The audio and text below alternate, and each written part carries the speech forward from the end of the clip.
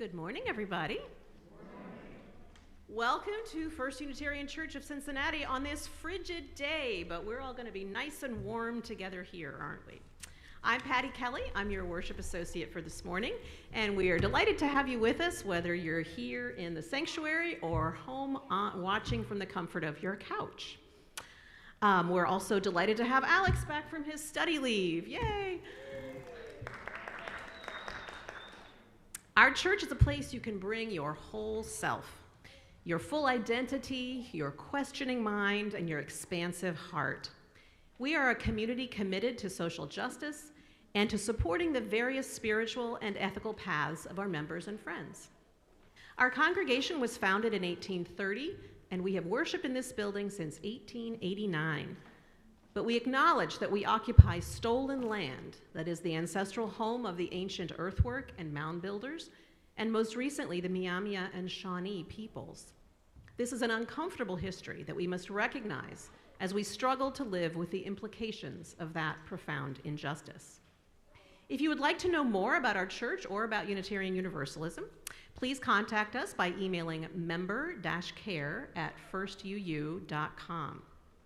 For those watching at home, this email address is in the description of today's service on the YouTube page. Our congregation strives to be welcoming to all, so you will see signs for various accommodations posted around the church and also listed in your order of service. And of course, our ushers, as always, would be happy to answer any questions you might have. Part of being a beloved community is sharing our joys and concerns with each other. Our YouTube live stream means our services can be seen by anyone at any time, so we don't wish to share private information during the service.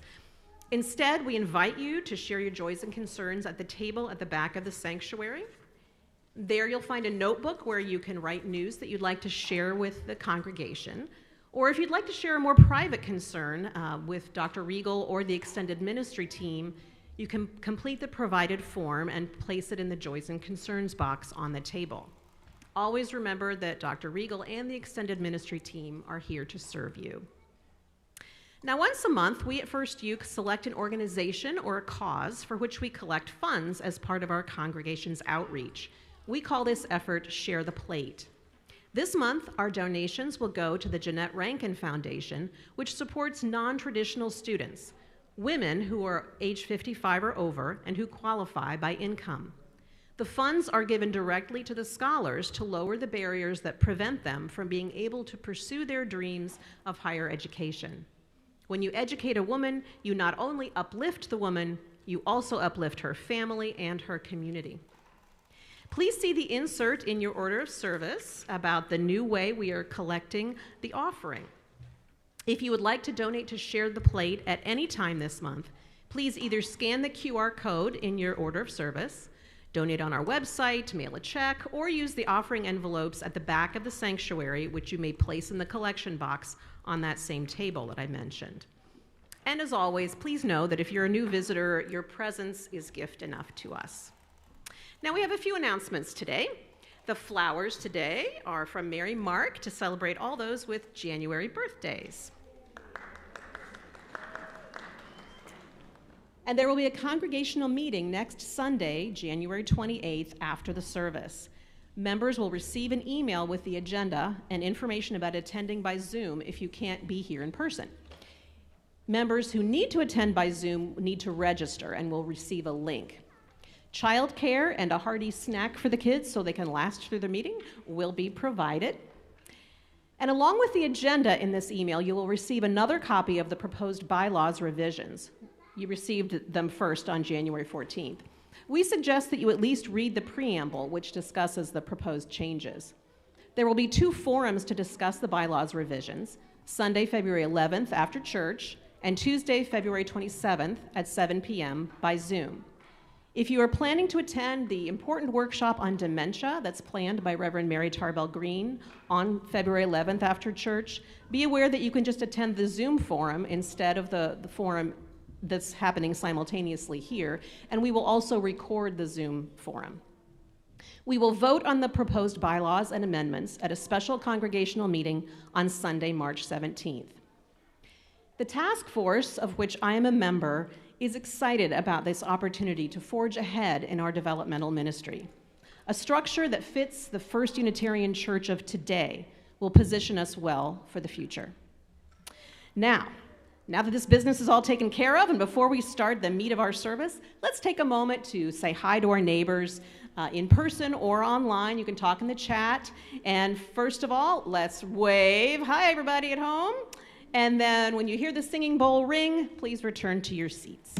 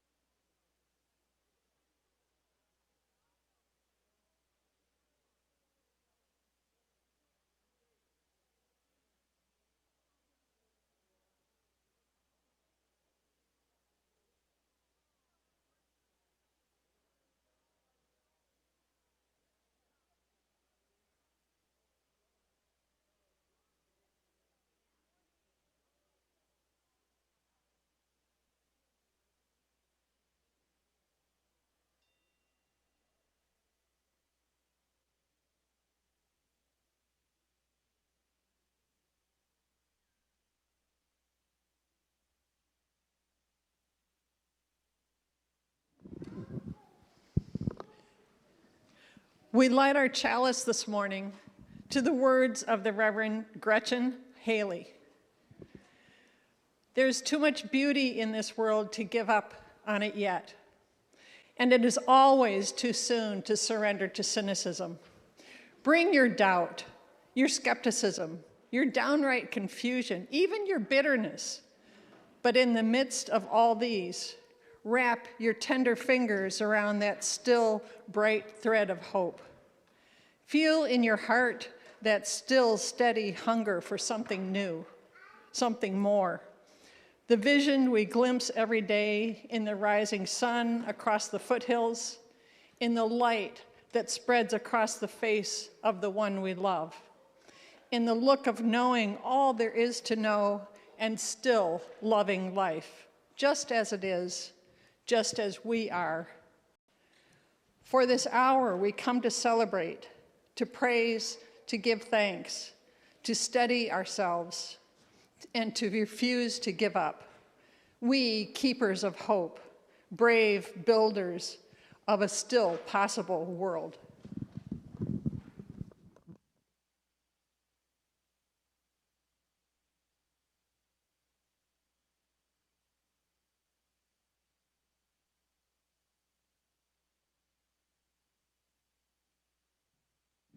Our first hymn this morning is hymn number 389, Gathered Here, found in the gray hymnal. We're going to sing this through 3 times. Please rise if you're able.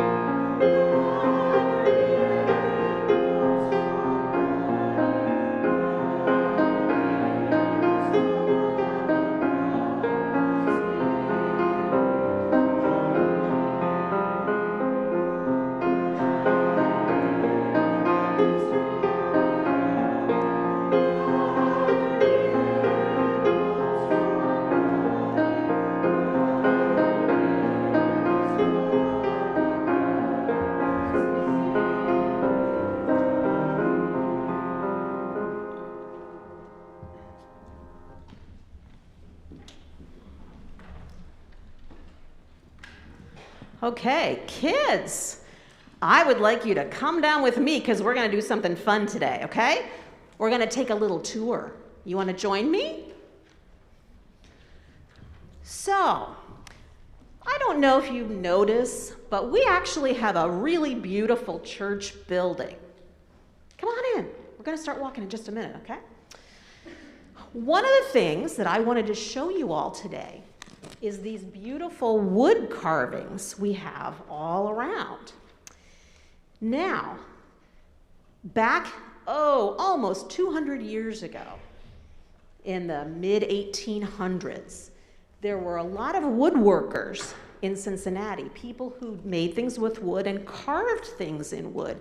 So today, we're going to look at some of those that we have, that we take for granted. We see them every Sunday, but we don't necessarily notice them. So come this way. All right. You see this one?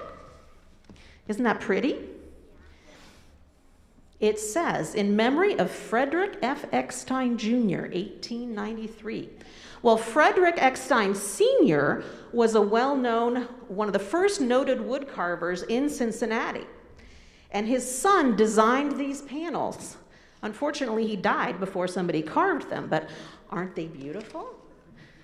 Look at this here. This is over an object we don't use anymore, which is a baptismal font. But see the pretty angels? Pretty cool, huh? Let's go up on stage. All right? Oh, we couldn't go up we were going to go up the ramp. Sorry, I forgot about that. Come on in, up here. Okay. So, by the way, we are showing the slides so the people in the back can see and the people at home can see what we're talking about. You see these pretty panels? Does anybody notice anything about them? We don't actually know the history or the symbolism of any of the pictures, but they're kind of symmetrical if you look at them closely. Feel free after church or before church, anytime, to come look at these things. The rest of you are welcome to, too. We ought to appreciate the beauty in our midst. Okay, let's come down here. Watch the steps. Okay, we're going to come over here. So we mentioned Frederick Eckstein. His mother donated all of these carvings along the outside. Look at these. What do you notice about these? There's no right or wrong answer. I'm just curious what you might notice about them. Is this one the same as this one? No. Is this one the same as this one? No. Is this the same as this? Kind of. Ah, it's more similar, isn't it? Yeah. I think we had some very creative wood carvers and designers, don't you? Again, I don't know if there was any particular meaning behind these, but they're really beautiful. So, let's go up to the pulpit. There's a lot of stuff to look at there. Okay. Right up here. This is the pulpit. Okay. First of all, let's look way down here. You see this? Anybody read that for me? Abby S. Calling. Ingalls. It's kind of hard to see. You see that word? Yeah. Donor.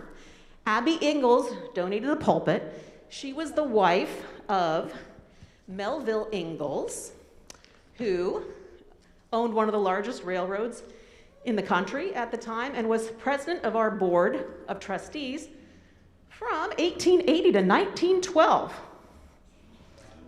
Yeah, wow. So let's come around the front. So,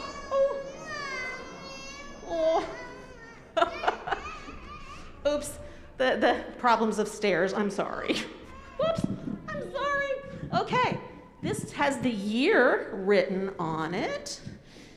Does anybody know what type of numbers these are? Those aren't the numbers you're used to seeing, are they? Those are Roman numerals. You might eventually learn how to read those, but this was 18. I know Oh, okay. I can see this. This is 1. The line is a 1 and the X is a 10. That's absolutely right. Yep. So this pulpit was donated in 1889 when we started worshiping in this building. And they're showing up front a lot of the detail on it so you can see. But let's look one thing over here, down here. Now, apart from the name, this is not in English, so I don't expect you to read it. H.L. Fry, Fachit. Henry Fry was a very successful wood carver. He and his son had taught woodworking classes for over 50 years, and they did the decorations in many of the most prominent houses of the day, including Rookwood, which is the home of Joseph Longworth, and also that of his daughter, Maria Longworth. For those of you who are Cincinnati history fans, fecit means he made it in Latin. So this is the man, Henry Fry, who carved this. It's pretty neat. Now, the final thing I want to show you is right in the front. What do you see down that big picture? A tree. This is a, what? Yeah.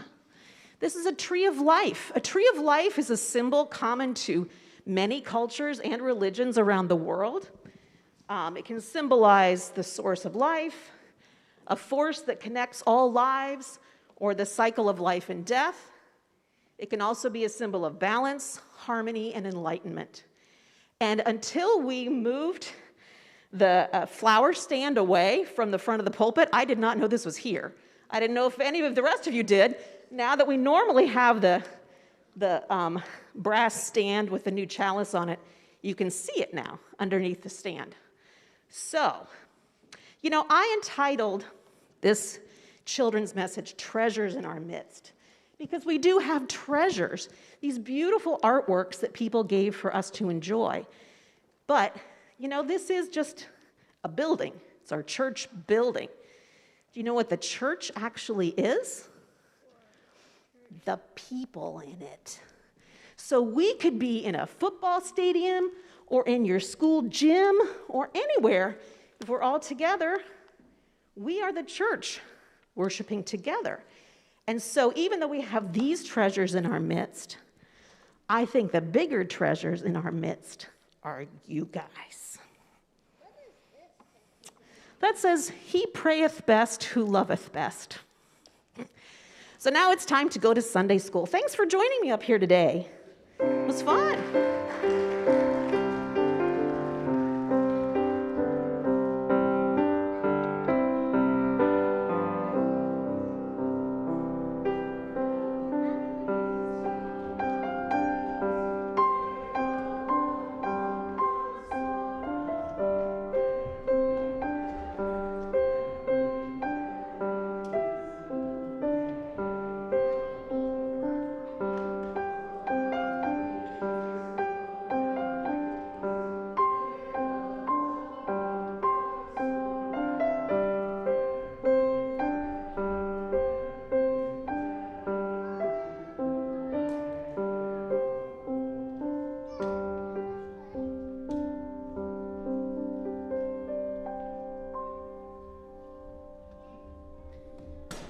Before we have our centering silence, I failed to mention that there is a copy of a history that Ed Ryder very kindly put together for me for this children's message about woodworking in Cincinnati in general and the particular pieces in our church in particular. So there's a pile of these on the desk in the back of the sanctuary if you would like to pick one up on your way out.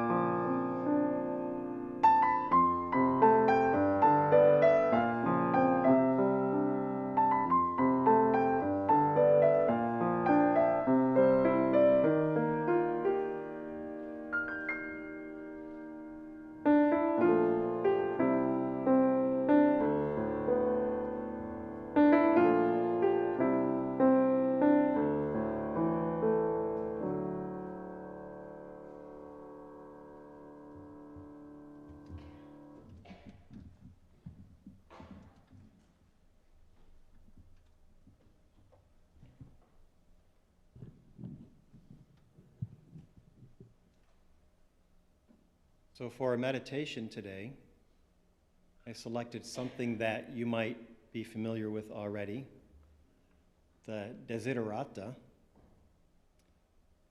which is a beautiful poem written by a gentleman named Max Ehrmann, who was born in Terre Haute, Indiana in 1872 to immigrant German parents.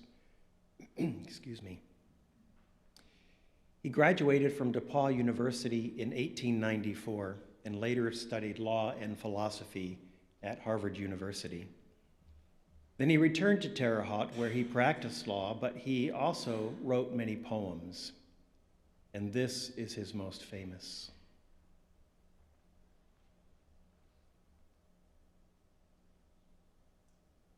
Go placidly amid the noise and the haste, and remember what peace there may be in silence.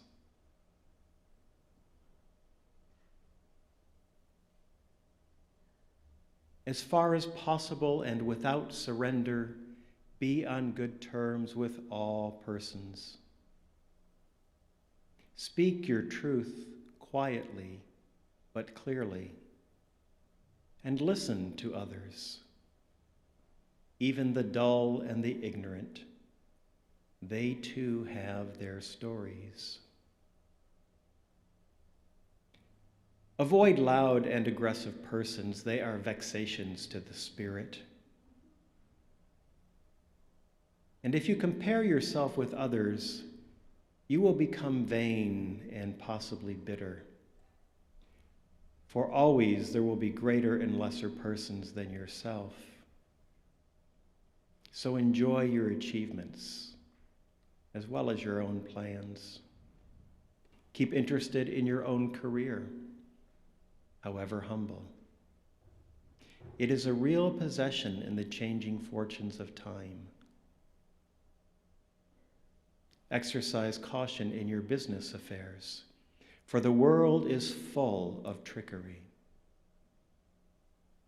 But let this not blind you to what virtue there is, for many persons strive for high ideals, and everywhere life is full of heroism. Be yourself. Especially, do not feign affection. Neither be cynical about love. For in the face of all aridity and disenchantment, it is as perennial as the grass. Take kindly the counsel of years, gracefully surrendering the things of youth. Nurture strength of spirit to shield you in sudden misfortune. But do not distress yourself with dark imaginings. Many fears are born of fatigue and loneliness. Beyond a wholesome discipline, be gentle with yourself.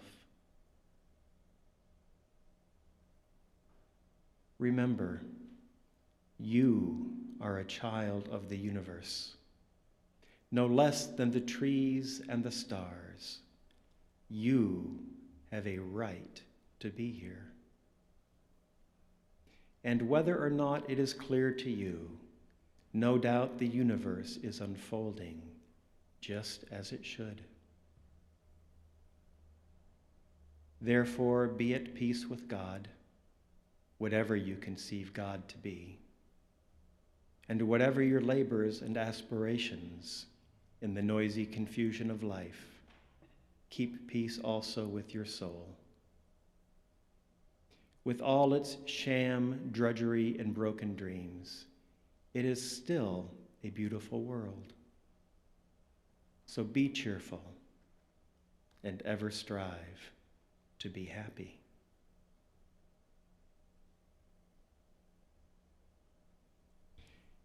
Our next hymn this morning is number 327, Joy Thou Goddess. If you're looking on your hymnal, we will not be singing the German, so just the English verses. I invite you to rise as you are able.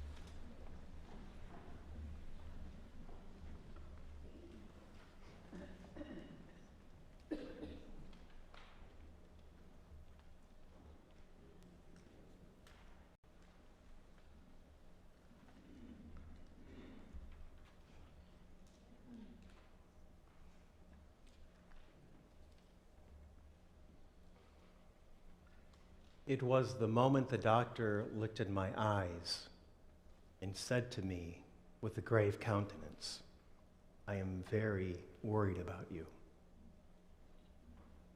That abstract notion of death that we all carry in our heads became a subjective reality for me. But the ego is a fierce defender. And like many people who are faced with their own mortality, mine kicked into high gear.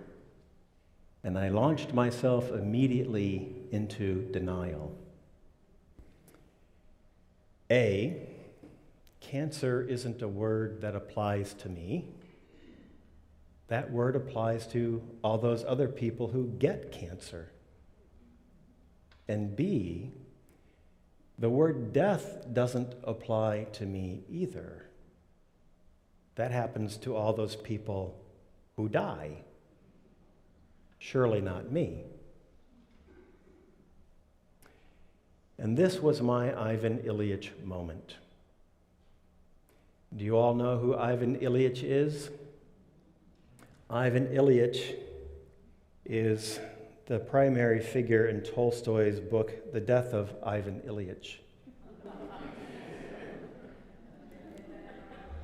So you're all going to go home and read The Death of Ivan Ilyich today, aren't you? Although I would highly recommend at some point that you read this book. It is a classic, and it's a very important investigation on the experience of dying. So in the book, Ivan Ilyich is a fairly successful lawyer, and he has succeeded pretty well in his law firm, and he has a wife and kids in a house that reflects his social status. And by all measures, he's doing very well in life. However, one day he falls off a ladder, and he suffers some kind of ambiguous internal injury. Tolstoy never tells us what it is. People think maybe he had sepsis or something like this. And over the course of the novel, we read Tolstoy's account of Ivan's dying process.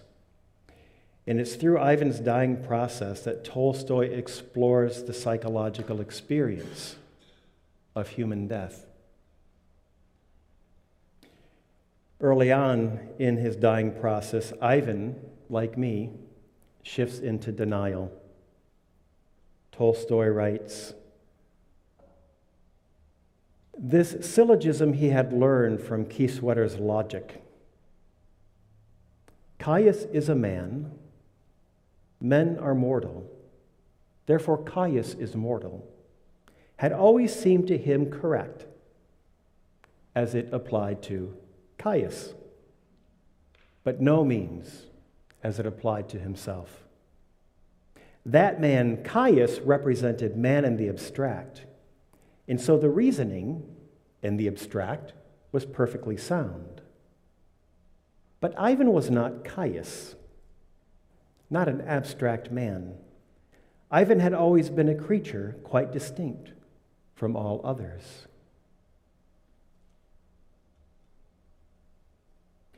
I once read in divinity school that Carl Jung had talked a fair amount about the experience of human death, and one of the things he said about human death is that the human psyche does not participate in its own demise.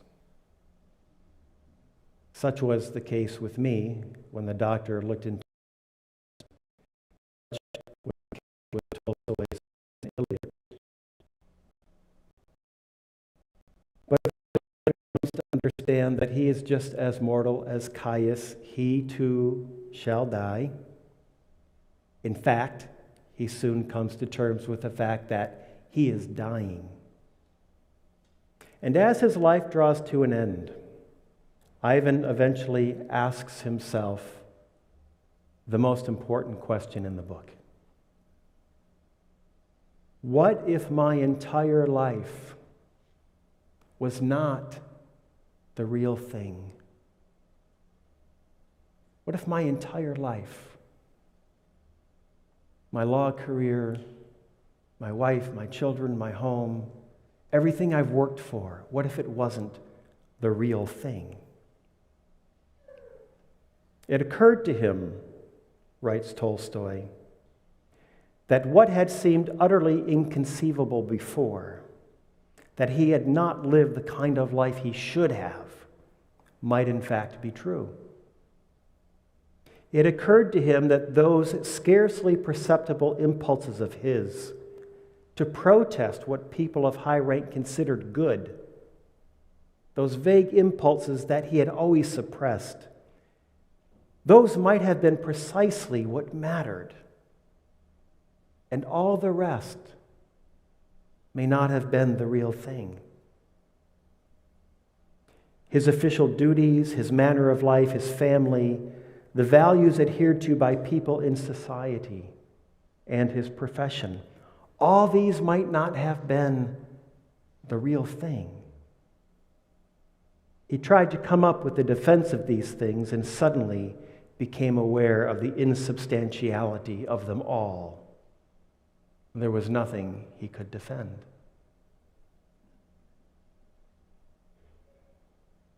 The final question of Ivan's life then becomes whether or not, in the time that remains for him, he can find a way to make his life the real thing. In other words, is it too late, Ivan wonders, to find the meaning of life before I die? And so this is our question this morning. What is the meaning of life? And I leap off from Ivan Ilyich because on some level I am sure the vast majority of us have questioned from time to time. Maybe even unconsciously, maybe consciously. Is the life I'm living the one I'm supposed to be living? Am I extracting from life the meaning that I'm supposed to be able to extract from life? On some level, I think we're all in search of the meaning of life. So I decided this morning, I'm going to be really generous. I'm going to tell you all the meaning of life. And I guarantee in the next 20 minutes, 90% of you will probably agree with me. My mother used to say to me when I was a kid, like, as far back as I can remember, at least elementary school, 5th grade, why are you always asking why and how come and what it's all about? I drove my family crazy this way. I was a child with a natural philosophical disposition. And so it's no surprise that as I got older, I examined all sorts of things in an attempt to find the meaning of life. I studied philosophy, from Plato to Nietzsche. I studied psychology, from Freud to Jung to Skinner. And I have studied the world religions, from Christianity to Hinduism to Buddhism to Sufism, all in search of the meaning of life. And life being what it is, life is very good at playing with us. It turns out that I didn't find the meaning of life in philosophy. I didn't find the meaning of life in psychology. I didn't find the meaning of life in my spiritual journey. I found the meaning of life lying on my sofa, eating a bag of potato chips, watching reruns of Northern Exposure. I kid you not. There are several episodes of Northern Exposure that are just some of the best zingers television has ever aired. And this particular episode is one of their best. And we're going to see a clip from it in a bit. And hopefully, though, by the time we get there, you'll understand why, when I was lying on my couch eating a bag of potato chips watching this episode, I said to myself, oh my God, Chris knows the meaning of life. And all my problems were solved. Not really. Excuse me for a minute.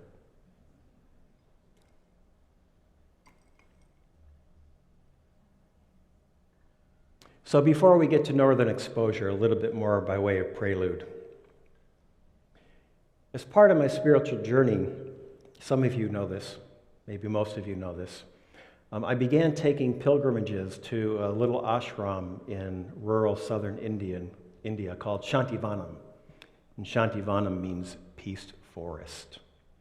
And I think I've been there 5 or 6 times now. And I tend to go every 2 or 3 years. And the last time I went, it was the 20th anniversary of the pilgrimage, which is led by somebody who is now a good friend of mine.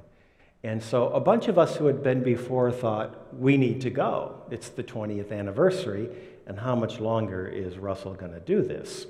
And so I convinced a bunch of my friends to go, and there are always new pilgrims there as well. And so we got to the ashram, and I made my way to my hut. I was very lucky for whatever reason. The people who led the pilgrimage were very generous with me and always gave me one of the better huts. And it was a hut by one of the monks who used to live there before he passed, named Abhishektananda. And Abhishektananda's hut was, by ashram standards, very grand, but most of you wouldn't want to spend a night in it. But it bode well compared to all the little thatch huts that a lot of people had to sleep in with their straw mats. But Abhishektananda's hut was in the perfect place in the ashram, because it had actually a porch, which most of the huts didn't, about the size of the front of the stage here. And I could sit there and I could meditate and I could look out at the environment. And when I would sit there and I would look out and just watch, it was an exquisite scene. I could see the elephant grass growing, which they used to harvest, still harvest, to feed the cows and whatnot. And I could see the workers harvesting the elephant grass. And just beyond that was the sacred Kaveri River. And over to the right of that was this little cemetery that I used to go meditate in, you know, when I wanted to be really serious about meditation. And right next to that, they had recently built, this place where they immolate or burn the bodies when somebody dies. And so I used to be able to sit there and watch all this take place, and on occasion, the villagers would bring a body to the sacred place, and they would burn the body and do the chants and burn the incense, and I could just take all of this in. It was wonderful. So I spent a lot of time on that porch, and from time to time, other pilgrims would come by, and they'd come sit with me, and they'd talk to me. And so we had all sorts of wonderful conversations. And on this particular pilgrimage, one of the pilgrims said to me, "So what do you do for a living?" Well, up until that point, I've always answered that with the obvious answer: I'm a minister. Well, then they make assumptions that I'm a Christian minister, so it takes a little while to explain to them how you can be a minister and not be a Christian, but we're not going to go there today. But I decided that we're on pilgrimage, and I got the sense that this person was asking me this on a deeper level, more than just, how do you spend your time? It's like, what do you do for a living? Like, what gives meaning to your waking hours in your life? And I thought for a minute, and I said, I'll get back to you in a few days. I really wanted to think about it. And I did. I got back to her in a few days. And so when I got back to her, I decided to tell her what I did for a living.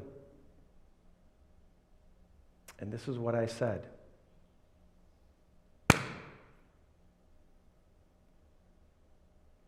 That's what I do for a living.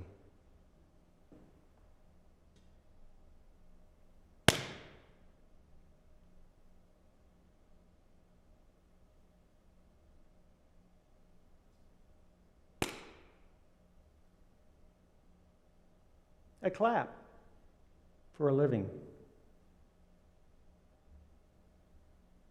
I clap because it's a great metaphor for I try to wake people up to their lives.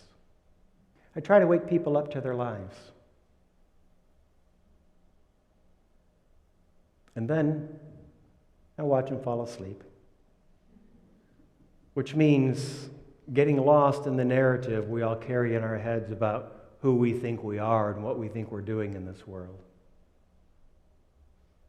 And that narrative we carry in our heads usually has very little to do with the reality of the life we live. The narrative of who we think we are and what we're doing in this world that we carry in our heads is like a piece of literature. And if you stop and you really think about it, a lot of that narrative isn't about what it means to experience the reality of the life that you're in. It's more about how I wish the reality of the life I was in could be a little different. You know, maybe live somewhere else, maybe have a different job, maybe have kids who are more cooperative, maybe make more money, maybe whatever. But that's not the life we're living. It's more like the life in our heads that we kind of want to live out in our heads because it's different than the one we're living. We don't necessarily find this one so satisfactory. Or the narrative might be, well, someday down the road, my life will look like this. And when it looks like that, then I'll really be living my life. So when we're lost in that narrative, we are effectively asleep to the moment of life that we're supposed to be living in the world now. Does that make some sense? So there's a disconnect between the narrative we get lost in, and we spend a lot of time in that narrative, a lot of time, in the world in which we live. And so we sleepwalk through life. But when you sleepwalk through life, you have a tendency to create some unnecessary problems for yourself. A lot of the problems we carry in life are unnecessary. It's because we're sleepwalking through life. We're not really attending to life as it is. And so people come to me with their problem sets. And I listen, and I'm trying to figure out what is the disconnect between the version they're presenting of themselves to me and the problem set this has versus the reality of their life, and if I can get them to connect these two things together. But to do that, you got to be awake.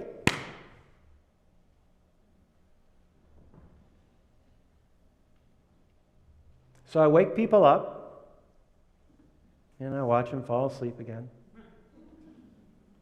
And I wake people up, and I watch them fall asleep again. And I try and wake them up, and they're like my teenage son, go away, I want to sleep for a few more hours. And we fall asleep again. I mean, I'm being a little egregious in my example, but the reality is, it's hard to stay awake. It's hard to really stay awake to your life because it's more pleasant to get lost in the narrative. Because sometimes life is hard. So, that metaphor of clapping, do you get that piece? Waking people up? When I clap, everybody's attention for that brief instant of time is immediately on what's happening in the moment. You are attentive to the moment. There's been a stimulus that's drawing you out of the narrative of who you think you are and what you think you're doing in this life into the actual reality of a moment. But when the clap fades, where does your attention go? It might get drawn to something else to bring you into the moment or keep you in the moment, but the vast majority of time, your attention wanders back into the narrative about yourself you carry in your mind. So clapping is a metaphor for wakefulness. And I want to take this metaphor a bit further. So, as a minister, I do a lot of rites of passages. Dedicating a baby is a rite of passage. Marriage is a rite of passage. Death is a rite of passage. And one of my primary roles with people is to be present for the rite of passage. And one of the rites of passage that I find most profound and meaningful as a minister is death. Sitting with people who have lost a loved one and holding the space for them to have that experience of that rite of passage, which is inevitable and profound for all of us. And I have to put together a memorial service for folks. And so usually I sit down with folks and I say, well, tell me about him or her, right? Because I often don't know a great deal about the person. And this is what I get. Well, you know, he or she was born in da-da-da year in this place and went to this school and had this many siblings, and, you know, his or her mom and dad did that, and, you know, when they got old enough, they went to this college, and they got out and they married this person, and they got this job, and they worked this many years, and in retirement, they like to do these things, and now they're gone. That's usually what I get. That is the narrative of that person's life, which when we die, somebody reports to the newspaper as an obituary. So when I sit with somebody who's lost a dearly beloved, or a family who's lost a dearly beloved, and I say, tell me about this person, they hand me the obituary. Now, if I say to you, you are not your obituary, you are all going to say, that's right, I am not my obituary. I am more than my obituary.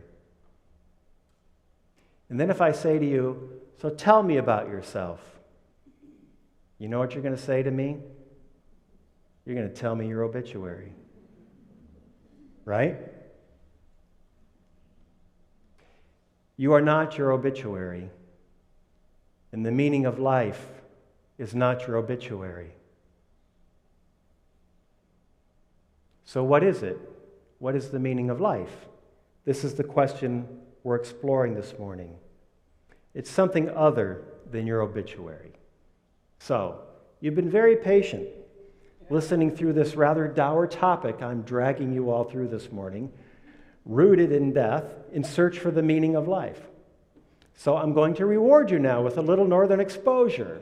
But before we play the clip, for those of you, how many people here have never seen Northern Exposure? Ooh, wow, that's about half or more of us. We're going to have some watch parties of my favorite Northern Exposure episodes. My wife and I own the series, and we've probably watched it at least 6 times. In fact, when I was home for Christmas, I turned to her and I said, you know, it's been at least a year. Might be time to start Northern Exposure again, because we love it so much. So Northern Exposure, in a nutshell, takes place in this fictional town called Sicily, Alaska. And Sicily, Alaska is inhabited by a lot of native people and a fair number of white people who have moved there and taken on careers and helped try to build up the city. But it's a very small city. It's actually a small town.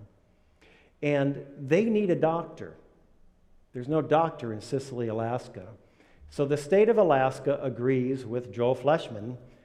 He's a Jewish person from New York who couldn't afford medical school, so they say to Joel, hey, we will pay for your medical school if you come do 4 years of service out here in Sicily, Alaska.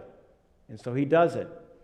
But he arrives, and he's a little bit out of place because he's this neurotic Jewish doctor from New York who for the life of him can't resonate with anything about Sicily, Alaska. And everything revolves around that personality to a great extent. But we have other characters. We have Ed. Ed is a native Alaskan, a native person, and he is a very simple person, and he doesn't like it when life is complex. He doesn't like it when life is in conflict. And he loves film. He wants to be a filmmaker. So he spends time on occasion writing letters to Ingmar Bergman and Woody Allen, and on occasion they write back in the show. And then there's Chris in the morning, who's my favorite character.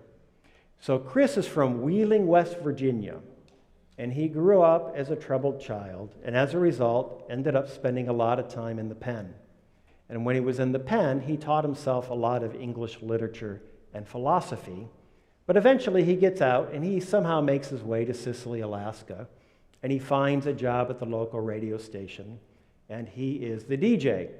So he spends his time waxing philosophical and playing music for the citizens of Sicily, Alaska. And I've always said, I'm pretty happy living in my own skin, but if I had to live in somebody else's skin, I want to be Chris. This guy's fantastic. He's an artist as well, which is kind of where we pick up the scene I'm going to show you in a minute. In this scene, Chris has had an insight, and he decides, I want to create a pure moment for people. He often liked to do his art to help the people of Sicily, Alaska, see the beauty and wonder of life. And in this episode, he said, I'm going to create a pure moment. So this is what he decides to do. He builds a huge catapult because he's decided he's going to fling a cow across the tundra to create a pure moment. So the first part of the show is Chris building the catapult, and on occasion, somebody will bring a cow by because he doesn't have a cow. He needs a cow. And they'll bring a cow by and say, hey, will Bessie work for you? And he'll look at Bessie and he'll go, no, it doesn't have the right je ne sais quoi. I need a different cow. So he's building the catapult, looking for the right cow.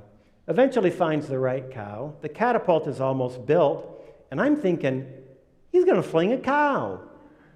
I can't believe they're doing an episode where Chris is going to fling a cow. And about the midpoint of the show, Ed walks in, the native Alaskan I told you about, who loves film, and he's talking to Chris about this thing Chris wants to do. And Chris says, yeah, I'm going to fling a cow, Ed, right across the tundra. It's going to be beautiful. It's going to be a pure moment. And Ed said, oh, like those guys on Monty Python, when they flung that cow over the castle wall. And Chris looks at him and he says, Monty Python? Yeah, man, they flung that cow right over that castle wall. And Chris gets despondent. And Ed says, what's the matter? He says, I can't do it. It's been done. It won't be a pure moment. So long story short, Chris abandons that project, ends up in a loft, drinking hooch from Hollingling Coors still, and goes into a depressive funk. So at one point in the episode, sort of a subplot of the episode, another character named Maggie O'Connell, her mom comes to visit and burns down her house. And about the only thing that remains after the house burns down is Maggie's piano. And so Chris is kind of wandering around the burns of Maggie's house, and he sees the piano, and he gets an idea, and he says to Maggie, are you going to use this?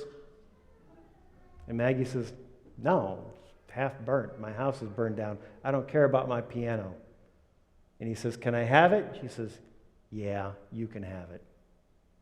And so Chris decides he's going to fling the piano. And then he gives this little prelude often to the art before he unveils it. And this is the takeaway. This is the meaning of life. You're going to see it on the clip, but I'm going to tell you now what to look for. There's one line in his weird prelude that you can only understand if you've studied philosophy. But the line in the prelude that you can understand, which is exquisite, is, remember, folks, it's not the thing you fling that matters. Hence the title of today's sermon. It's not the thing you fling. I'm going to print that up. I'm going to put it on a t-shirt with the cow that's on the cover of the order of service. It is not the thing you fling. If you have one takeaway today, that's it. It's not the thing you fling. All right, if you would.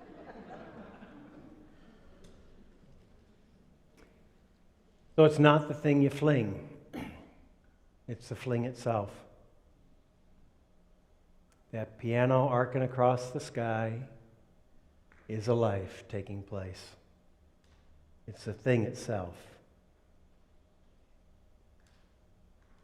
So the way I think of the fling is I think of the fling as a universal unfolding in each moment.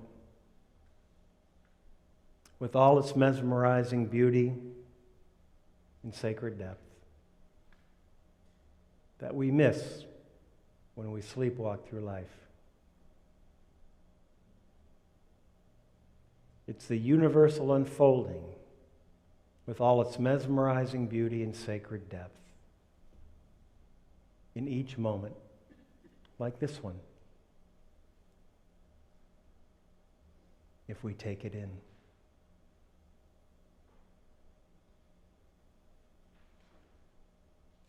And this one.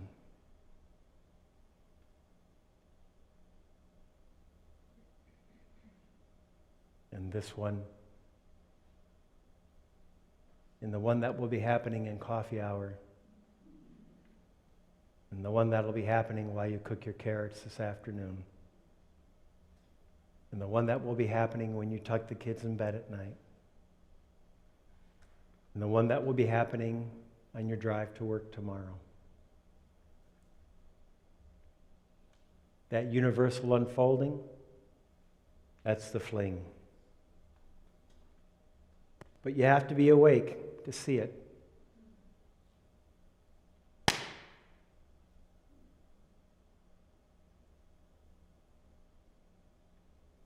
So learn to catch yourself when you're drifting to sleep into the narrative of you and your place in the world that you carry around in your head. And find a device or two to help wake you up. Get out of that narrative and pay attention to who you are in the lived reality of the moment you're actually in. So that's the answer to the question of the meaning of life. The meaning of life is found to the extent that we allow ourselves to become absorbed in the universal unfolding of the moment. Now, some of you may object that the world you perceive right now within the universal unfolding gives you great pause about letting yourself be absorbed into it with all its troubles and dangers. To which I respond that despite all the world's troubles and dangers, despite all the world's troubles and dangers, the world always remains mesmerizingly beautiful and deeply sacred. Along those lines, I'll share another citation from Tolstoy, this time from his novel, The Brothers Karamazov. In this novel, there's a Russian monk, Father Zosima, who counsels the brothers, and I'll end with his words. Zosima says to the brothers, "Brothers, have no fear of people's sins. Have no fear of people's sins. Love people, even in their sin. For that is the semblance of divine love and is the highest love on earth. Love all God's creation, the whole of it, and every grain of sand in it. Love every leaf, and love every ray of God's light. Love the animals, love the plants, love everything. If you love everything, you will perceive the divine mystery in things. And once you perceive the divine mystery, you will begin to comprehend it better every day. And you will come at last to love the whole world with an all-embracing love." It's not the thing you fling. It's the fling itself. All right. What's next on our agenda? Closing words, are we? Yeah. Barbara, Bonnie, would you please come and extinguish the chalice while Patty reads our closing words?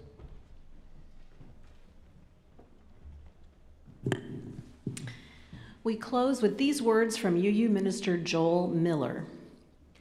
"Let our lives be a prayer that waters dry souls, mends broken hearts, refuses to be terrorized, seeks this world's beauty and carries us through its storms.